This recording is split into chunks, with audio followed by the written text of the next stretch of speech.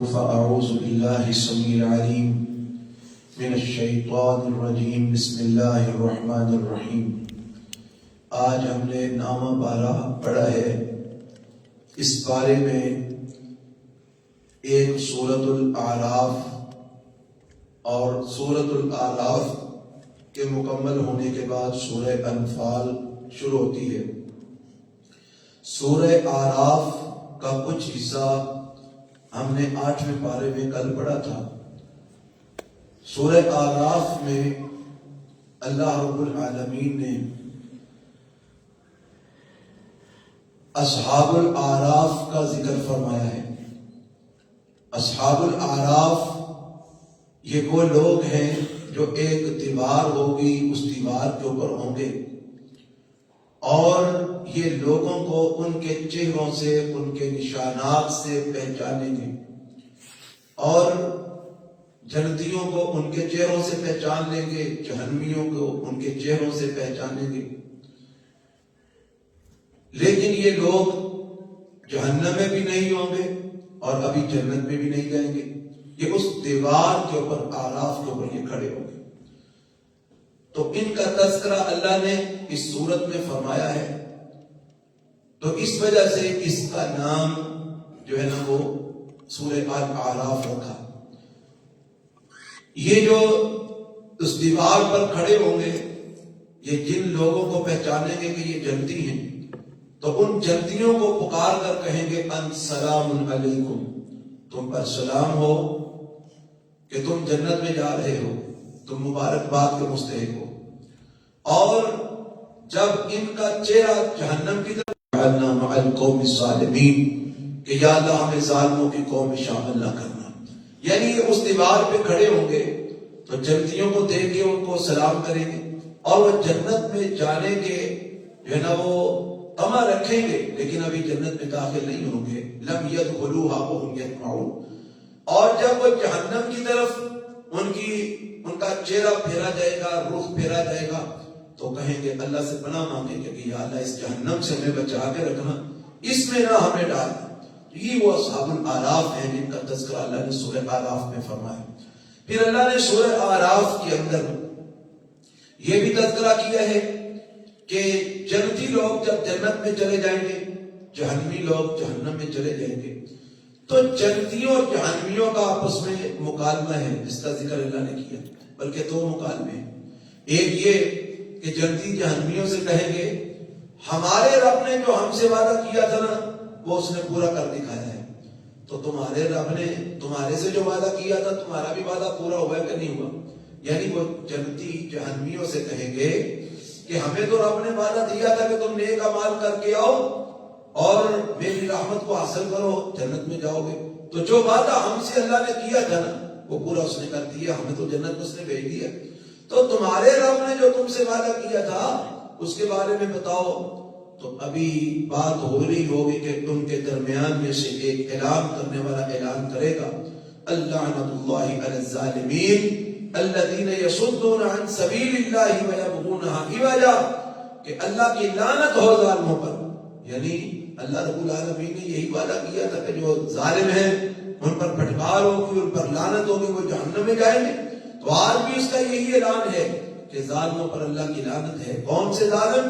جو خود بھی اللہ کے رستے سے روکتے تھے، لوگوں کو بھی روکتے تھے، اور اللہ کے دین میں کمیاں، کجیاں، ٹیڑھا پن تلاش کرتے تھے، اور وہ آخرت میں جو ہے نا وہ آخرت کا انکار کرتے تھے۔ ایک یہ مکالمہ ہے۔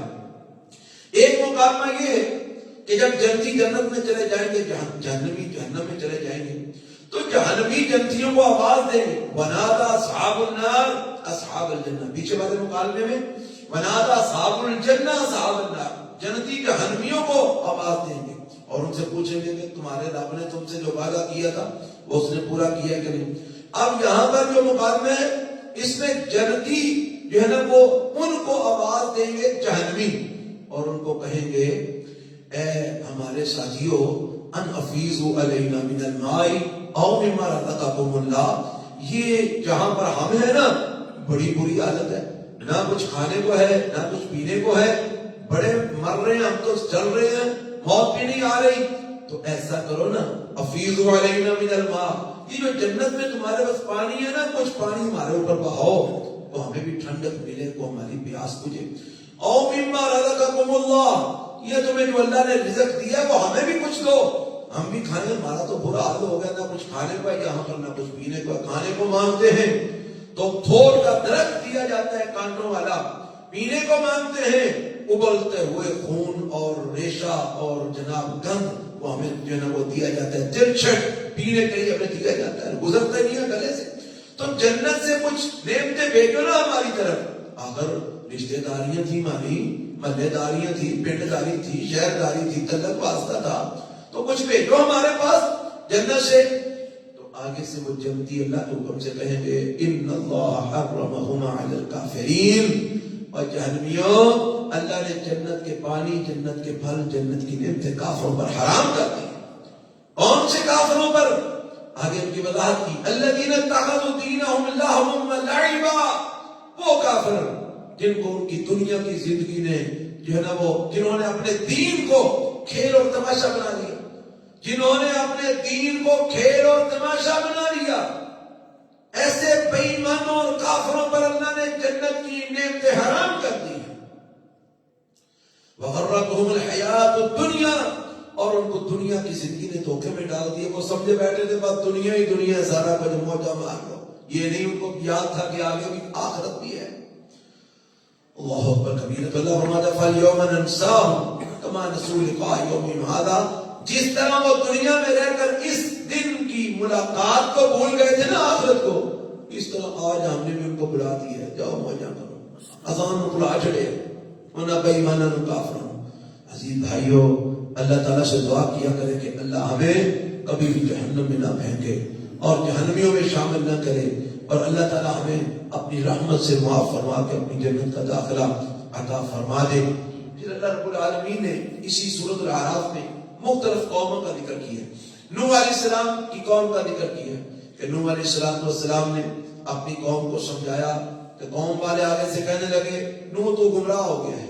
حضرت نوح علیہ السلام نے کہا میں گمراہ نہیں ہوا، میں تو اللہ کا رسول ہوں، میں تم تک اپنے رب کا پیغام پہنچاتا ہوں، تمہاری خیر خواہی کرتا ہوں، اور میں اللہ تعالیٰ سے وہ باتیں جانتا ہوں جو تم نہیں جانتے، اللہ تعالیٰ نے مجھے بتائیے، اس لیے میری بات کو مانو، میری اتباع کرو۔ لیکن انہوں نے کہا تو ہمارے میں سے ایک بندہ ہے تو ہم تیری اتباع کیسے کریں، تیری پیروی کیسے کریں، تجھے نبی کیسے مان لیں، تو ہماری قوم کا ایک فرد ہے، ہماری طرح کا انسان ہے۔ وہ خرکار انہوں نے نوح علیہ السلام کو جھٹلا دیا۔ اللہ فرماتے ہیں 950 سال نوح علیہ السلام نے اللہ کے دین کی تبلیغ کی، جب 950 سال کے رزلٹ کیا ملا، 82 بندے مسلمان ہوئے، 82 بندے 950 سال میں مسلمان ہوئے، اتنے یہ ضدی قسم کے لوگ تھے۔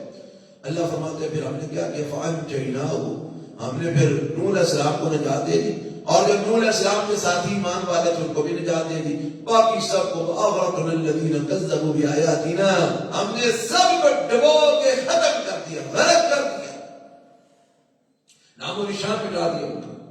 اتنا سیلاب بھیجا کہ پہاڑوں کی بلند چوٹیاں بھی اس کے اندر ڈوب گئی۔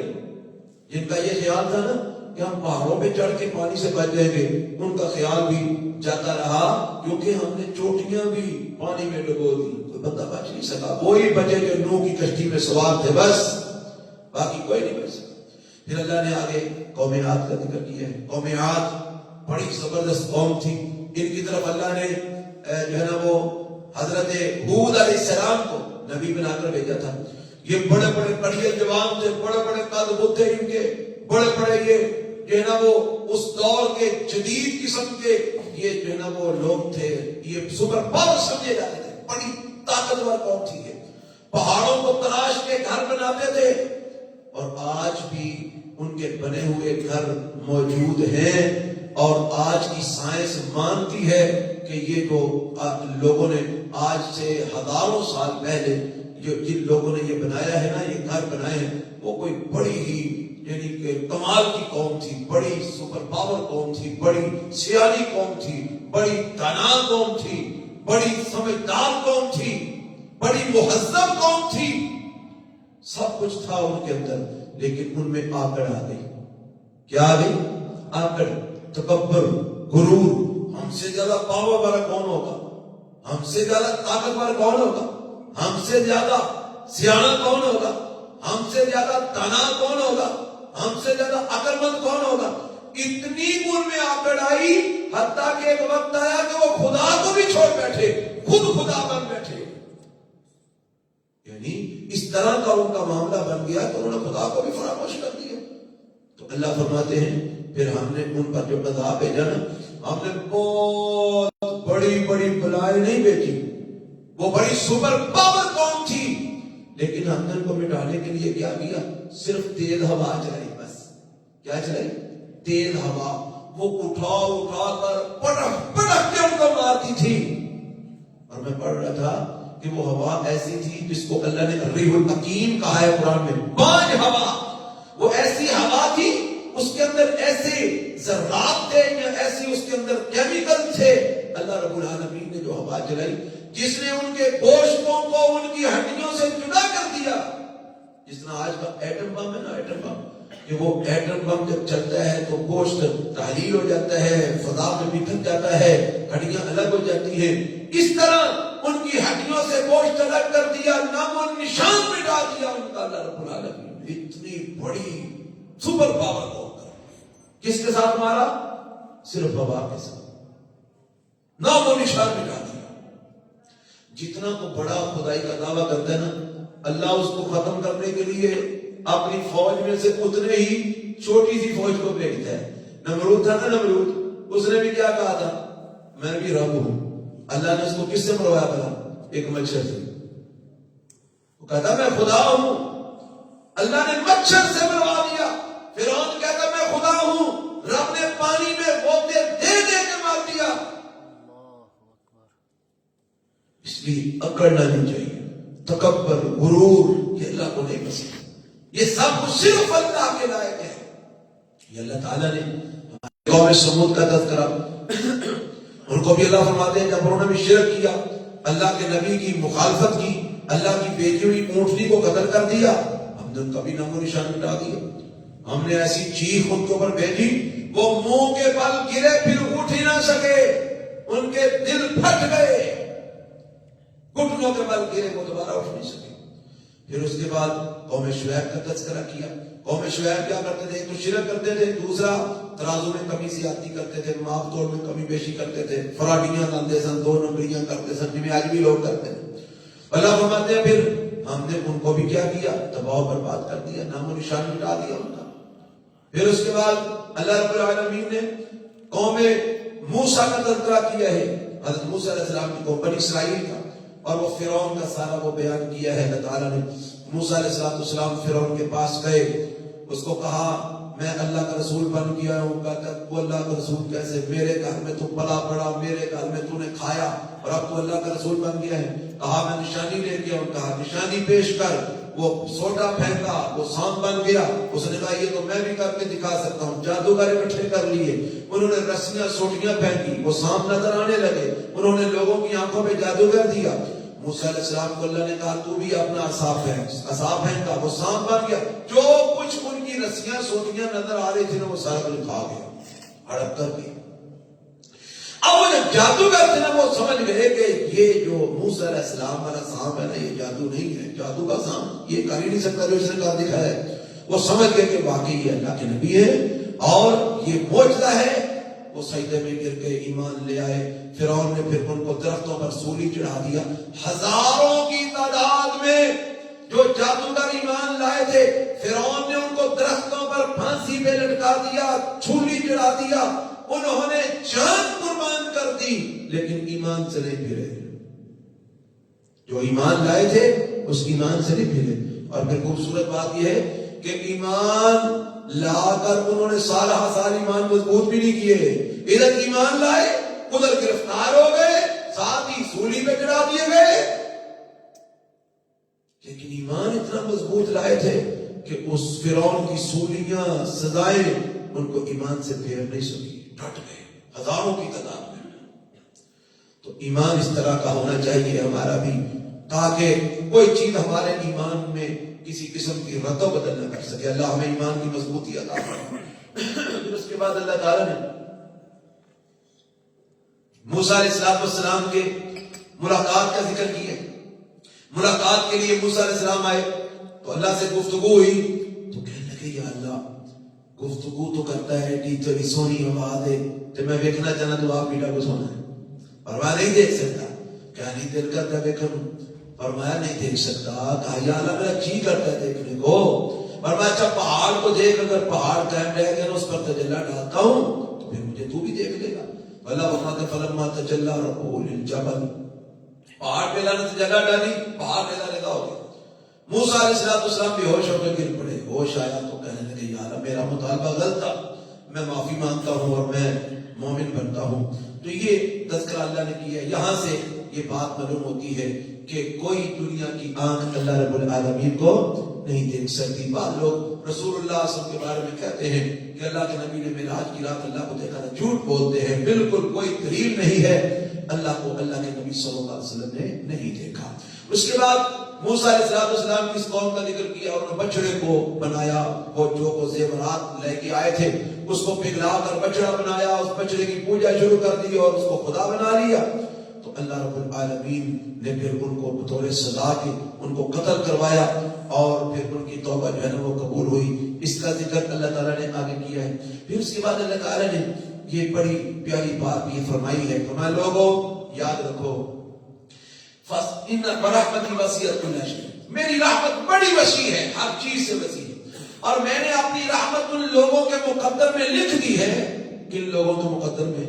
یتقون ویؤتون الزکاۃ والذین هم بآیاتنا یؤمنون الذین یتبعون الرسول النبی الأمی الذی یجدونه مکتوبا عندهم فی التوراۃ والانجیل.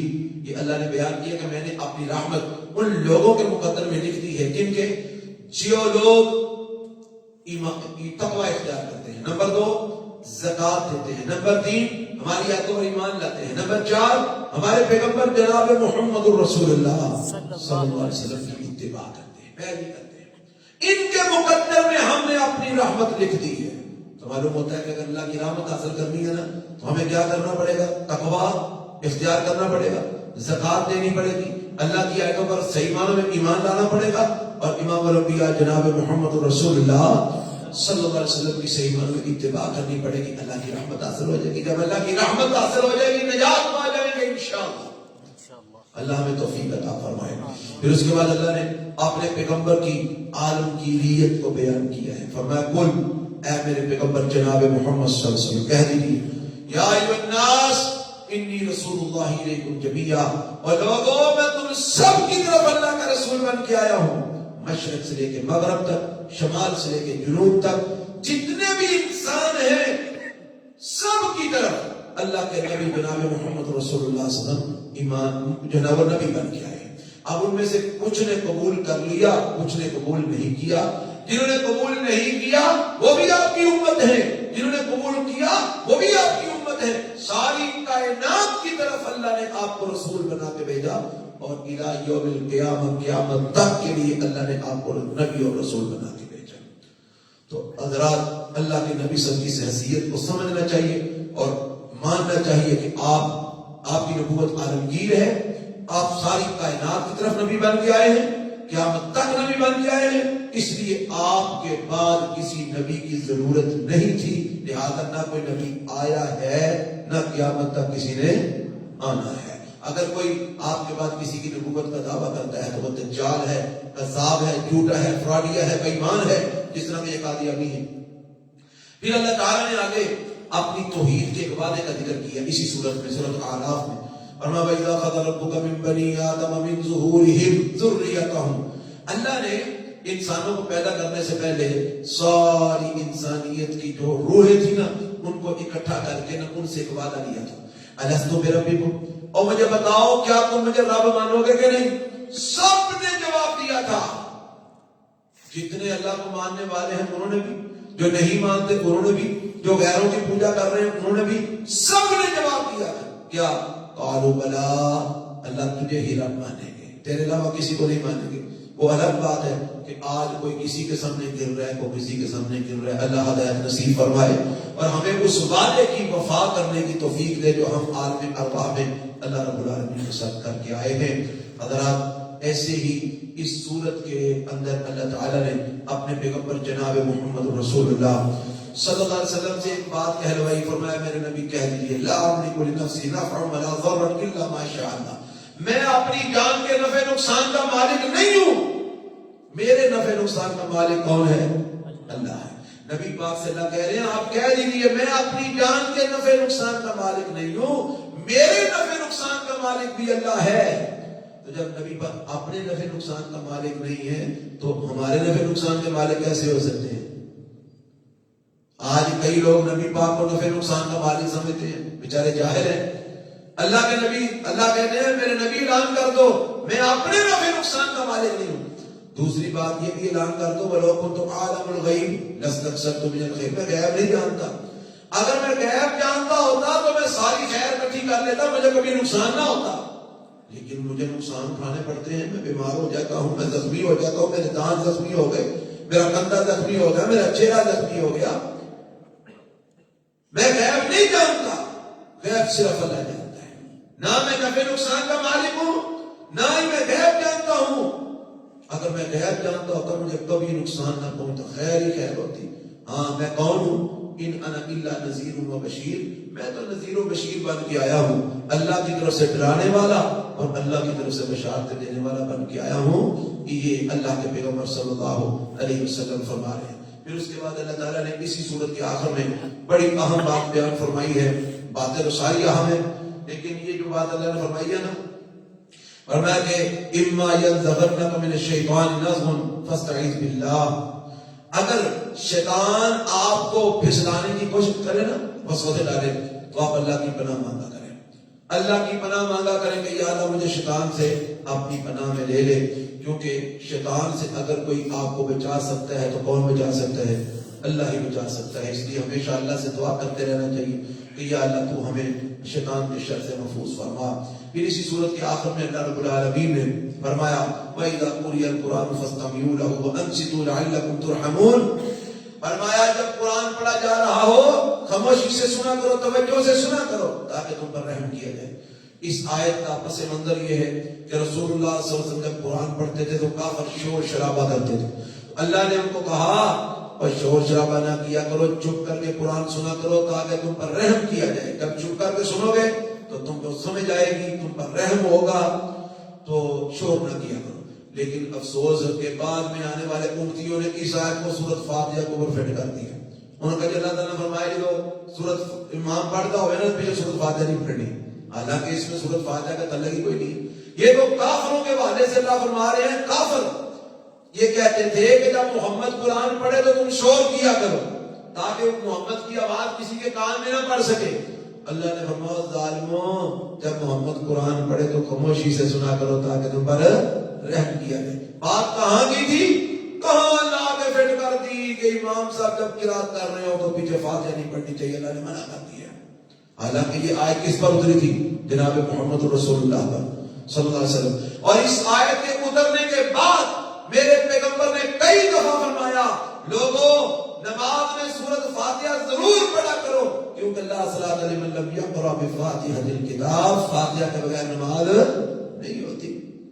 اگر اس کا معنی یہ تھا کہ ایمان کے پیچھے فاتحہ نہیں پڑھنی تو اللہ کے نبی کو نہیں پتا تھا اس آیت کے ترجمے کا, یا اس کا مفہوم اللہ کے نبی کو نہیں آتا تھا.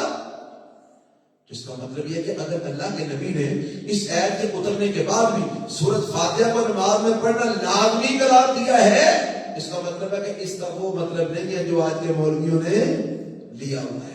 اس کا مطلب وہی ہے جو میں نے بیان کیا ہے کہ کافر کہتے تھے شور کیا کرو تاکہ محمد کی آواز تمہارے کانوں میں نہ پڑے. اللہ نے کہا چپ کر کے سنو تاکہ محمد کی آواز تمہارے کانوں میں پڑے, تم پر رحم کیا جائے. یہ مطلب تھا اس آیت کا. اللہ ہمیں قرآن سے ایمانوں میں سمجھنے کی توفیق عطا فرمائے. اس کے بعد آگے سورہ انفال ہے. سورہ انفال میں اللہ رب العالمین نے جنگ بدر کا تذکرہ جو ہے نا وہ فرمایا ہے کہ اللہ نے تمہاری مدد فرمائی تھی 5000 فرشتہ نازل فرما کے, اور اللہ نے تمہیں جو ہے نا وہ غلبہ عطا فرمایا, حق کو حق کر دیا, باطل کو باطل کر دیا. تو وہ سارا تذکرہ اللہ نے فرمایا کہ جب فرشتوں کو اتارا نا تو فرشتوں کو اللہ نے پیغام دیا, میرے فرشتوں میں کافروں کے دلوں میں روب ڈالتا ہوں، تم جا کر ان کو مارو۔ اللہ کیسے مارنا ہے؟ فَاضْرِبُوا فَوْقَ الْأَعْنَاقِ وَاضْرِبُوا مِنْهُمْ كُلَّ بَنَانٍ، ان کی گردنوں کے اوپر مارو، ان کے جوڑ جوڑ پہ مارو، ان کی انگلیوں کے پوروں پہ مارو، ہاتھ توڑ دو ان کی، گردنیں توڑ دو ان کی۔ یہ حکم دیا کافروں کے بارے میں۔ اللہ کرے آج ہماری افواج کو، ہمارے اداروں کو بھی یہ آیتیں سمجھ آ جائیں، اور اسرائیل کے خلاف اور بھارت کے ہندو کے خلاف، دنیا بھر کے کفر کے خلاف یہی فیصلہ ہے اللہ کا، فَاضْرِبُوا فَوْقَ الْأَعْنَاقِ وَاضْرِبُوا مِنْهُمْ كُلَّ بَنَانٍ، ان کافروں کے جوڑ جوڑ توڑ دو، ان کی گردنیں توڑ دو۔ یہ نگاہ اٹھا کے اسلام کی طرف گندی نگاہ نہ دیکھ سکے، اور انشاءاللہ اس پہ عمل ہو رہا ہے اور ہوگا بھی انشاءاللہ۔ وقت قریب ہے انشاءاللہ، اللہ ہمیں سمجھنے کی توفیق عطا فرمائے۔ سبحانک اللہم و بحمدک، اشہد ان لا الہ الا انت۔